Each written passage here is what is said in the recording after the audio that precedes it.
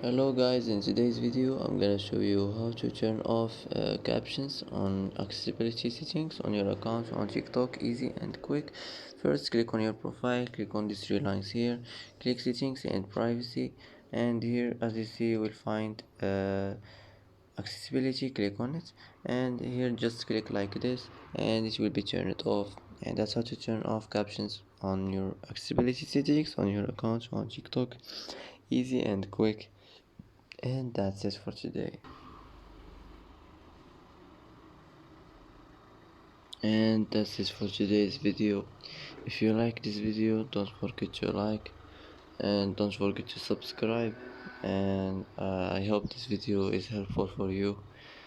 And thanks for watching till the end. And see you in the next video.